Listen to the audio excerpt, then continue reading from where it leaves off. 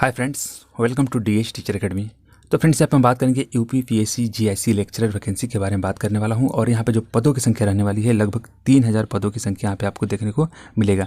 तो आप लोगों के लिए सुनहरा चांस है। 3000 पदों पे जो जीआईसी लेक्चरर की इंटर कॉलेज प्रवक्ता की जो वैकेंसी आने वाली है गवर्नमेंट इंटर कॉलेज में, तो यहाँ पे आप लोगों के सुनहरा चांस है। जो विद्यार्थी हैं जो बीएड किए हुए हैं उन लोगों के लिए तो सही है कि वो अप्लाई कर पाएंगे, बट जो विद्यार्थी बीएड नहीं किए हुए हैं उन लोगों के लिए सुनहरा चांस है यहाँ पे शिक्षक लाइन में करियर बनाने के लिए। तो फ्रेंड्स, योग्यता क्या होगी इसके बारे में बात करने वाला हूँ। चयन प्रक्रिया किस तरह रहने वाला है और सिलेबस में किस टॉपिक से कितने क्वेश्चन पूछे जाते हैं और लेवल क्या रहता है क्वेश्चन का, उसके बारे में बात करने वाला हूँ। तो इस चैनल पर पहली बार वीडियो देख रहे हैं तो वीडियो के नीचे रेड कलर में लिखा है सब्सक्राइब बटन, उसको प्रेस कर लीजिए। और फ्री में पीडीएफ पाने के लिए मैं आपको वीडियो का लास्ट में बताने वाला हूँ कि कहाँ से आप फ्री में पीडीएफ प्राप्त कर सकेंगे। ओके फ्रेंड्स, तो हम यहाँ पर बात करने वाले हैं योग्यता के बारे में कि यहाँ पे एलिजिबिलिटी क्या रहने वाली है। तो फ्रेंड्स, यहाँ पे आप देख सकते हैं आपको पोस्ट ग्रेजुएशन होना चाहिए, यानी कि आपका पोस्ट ग्रेजुएशन पीजी होना कंपलसरी है। पीजी आपका है तो आप इसमें अप्लाई कर पाएंगे। बीएड बीटीसी नहीं है, बीटीसी तो अलाउ नहीं रहता, लेकिन बट आपके पास बीएड नहीं है तभी आप इसमें अप्लाई कर पाएंगे, यानी कि शिक्षक लाइन में आप करियर बना सकेंगे। जो लोग बीएड हैं, बीएड धारी हैं, वो लोग भी अप्लाई करेंगे, उन लोगों को भरांक यहाँ पे मिलता है। लेकिन जो लोग बीएड नहीं है वो लोग भी इसमें अप्लाई करके और शिक्षक लाइन में करियर बना सकेंगे, कि जीआईसी लेक्चरर में जो है करियर बना सकेंगे। बट आपका यहाँ पे जो है पीजी होना जरूरी है। पीजी में आपका जो है एमए होना चाहिए, एमकॉम होना चाहिए और एमएससी होना चाहिए, यानी कि master of art, master of commerce और मास्टर ऑफ साइंस। आप किसी भी स्ट्रीम में आप ग्रेजुएशन किए हुए, पोस्ट ग्रेजुएशन किए हुए हैं तो इसमें एलिजिबल है फॉर्म अप्लाई करने के लिए। इसमें परसेंटेज का कोई बांड नहीं है कि बहुत सारे यूट्यूबर बोलते हैं कि इसमें 60% चाहिए, 65% चाहिए, 70% चाहिए। तो ऐसा कुछ नहीं है। आपका पोस्ट ग्रेजुएशन बस आपको होना चाहिए।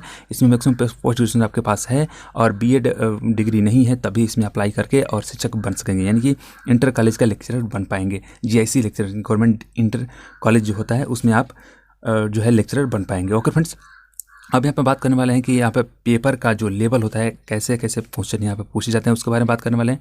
और प्री आर्मेन से इसमें पेपर होता है कि नहीं होता है इसके भी बारे में बात करने वाले हैं, जो कि आयोग के द्वारा जो नोटिफिकेशन जारी किया गया है कि अब एलटी ग्रेड वैकेंसी जो होगी उसमें प्री और मेंस लगाया जाएगा। बट यहाँ पर जीआईसी लेक्चरर के बारे में बात करने वाला हूँ तो यहाँ पर प्री और मेंस होगा, लेकिन इसके पहले जो प्रक्रिया थी उसके बारे में बात करने वाला हूँ। तो फ्रेंड्स, जो इसके पहले प्रक्रिया थी उसमें जो क्या आपका एक ही पेपर होता था और उसमें जीके और जीएस का जो पोर्सन था उससे 30 क्वेश्चन पूछे जाते थे, 30 नंबर का। और आपका पेपर से सेकंड पेपर जो होता था, आप किसी भी सब्जेक्ट से आप जो है पोस्ट ग्रेजुएशन किए हैं, जैसे मान लीजिए आपने जियोग्राफी से या फिजिक्स से आपने किया है तो फिजिक्स से ही आपका जो यहाँ पे क्वेश्चन पूछे जाएंगे 90 क्वेश्चन।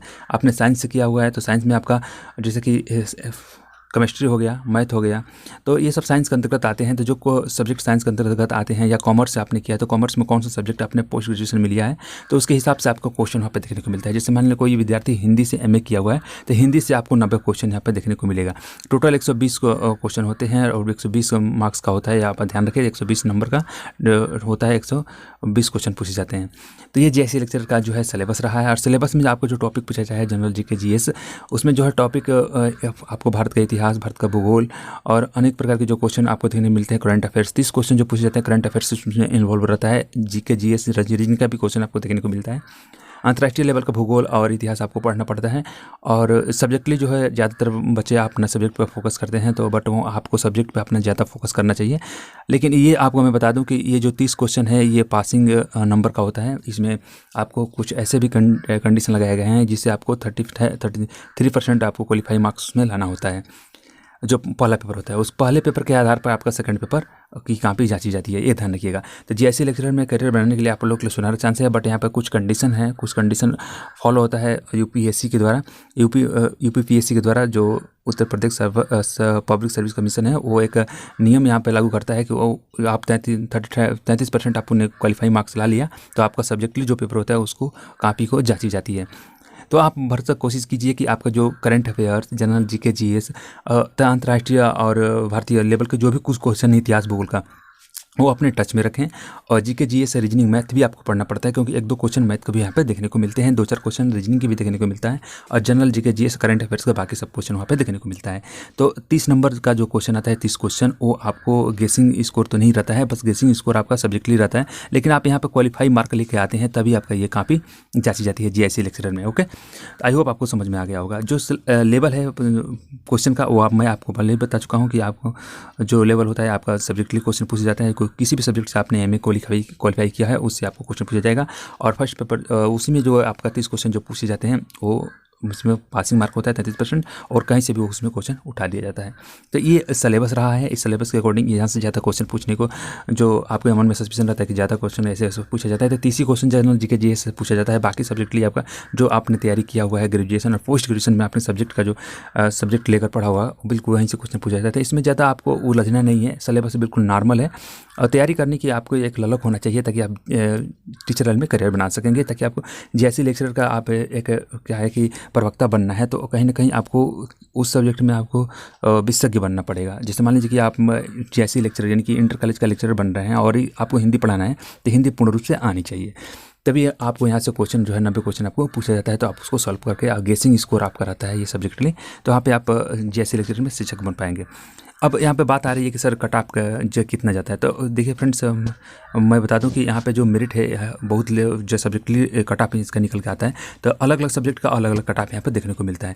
तो आप जिस सब्जेक्ट से आप तैयारी करते हैं, बच्चे जिस सब्जेक्ट में ज़्यादा इन्वॉल्व रहते हैं उसका कट ऑफ ऑटोमेटिक जाता है, लेकिन जो सब्जेक्ट में बच्चे कम रहते हैं, पोस्ट कम रहता है, उसमें भी कट ऑफ ज़्यादा जाता है। बट कुछ ऐसे भी सब्जेक्ट हैं जिसका कट ऑफ बहुत कम जाता है। मैं यहाँ पे बता नहीं सकता क्योंकि आजकल के जो कंपटीशन लेवल देख रहे हैं कितने मतलब कि मीडियम लेवल का नहीं रहा गया है, बिल्कुल हाई लेवल का यहाँ पे एग्ज़ाम का लेवल जो है एग्ज़ाम कंडीशन देखने को मिलता है। तो आपको कहीं ना कहीं ज़्यादा स्टडी करना पड़ेगा, यानी कि स्ट्रगल आपको ज़्यादा करना पड़ता है। और इस टाइम पे आपको स्ट्रगल करने का जो एक जरिया माध्यम बन गया है। आप यहाँ देख सकते हैं बेरोजगारी को लेकर बहुत सारे बच्चे जो है फॉर्म अप्लाई करते हैं और पार्टिसिपेट भी होते हैं। तो इसमें जो है बीएड नहीं है, ये ध्यान रखिएगा, बीएड नहीं है तो ज़्यादातर बच्चे इसमें पार्टिसिपेट होंगे, क्योंकि जो लोग पीजी क्वालिफाई किए होंगे वो सभी लोग अप्लाई करेंगे और उन लोगों को एक शिक्षक लाइन में करियर बनाने के लिए भी ललक होगी।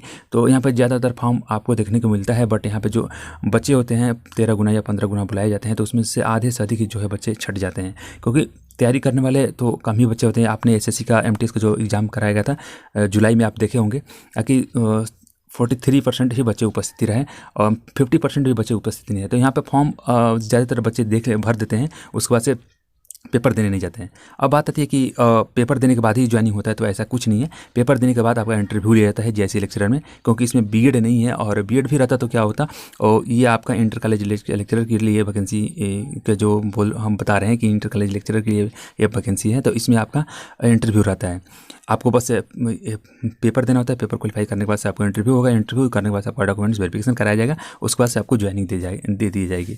तो फ्रेंड्स कट ऑफ के बारे में आप पूछ रहे थे, तो कट ऑफ के बारे में मैं निर्धारित यहाँ पे बता नहीं सकता कि कौन कौन से सब्जेक्ट में कितनी वैकेंसी आती है। वैकेंसी के हिसाब से यहाँ पे जो है बच्चे आवेदन करते हैं और उसके बाद से आप सब्जेक्ट वाइज यहाँ पे कट ऑफ बनाया जाता है।